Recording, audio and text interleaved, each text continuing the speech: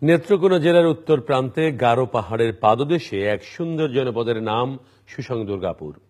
সেখানকার হাজং এবং গারো জীবনধারা আর দিগন্ত ছোঁয়া গারো পাহাড়ের সৌন্দর্য নিয়ে আব্দুল করিমের ভিডিও চিত্রে রিপোর্ট করছেন মাজহারুল হক মান্না।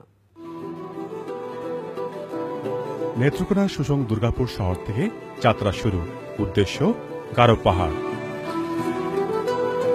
ব্যাটারি চালিত অটোরিকশায় যেতে যেতে চোখে পড়ে প্রকৃতির মনোরম সৌন্দর্য। একসময় দেখা মেলে সবুজে সবুজে উদ্ভাসিত গারো পাহাড়ের। মাটির রাস্তা ধরে কিছু দূর এগিয়ে রোমাঞ্চপ্রিয় পর্যটকরা উঠে যান টিলায়। অনেক সুন্দর অসাধারণ প্রাকৃতিক দৃশ্য।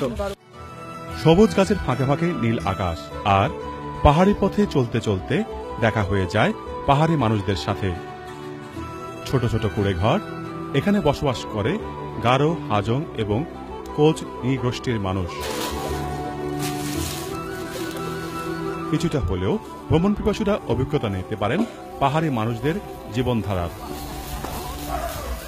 ওরা অনেক পরিশ্রমী এবং সহজ সরল জীবনযাপন করে। জীবিকার প্রয়োজনে ছুটে চলা এই মানুষেরা সবসময় আনন্দমুখর।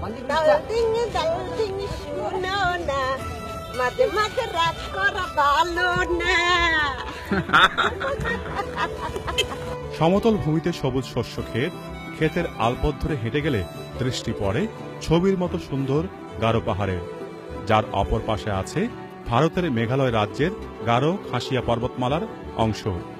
দূর কিংবা খুব কাছ থেকে ভ্রমণ পিপাসুরা উপভোগ করেন গহীন অরণ্য আর গারো পাহাড়ের সৌন্দর্য।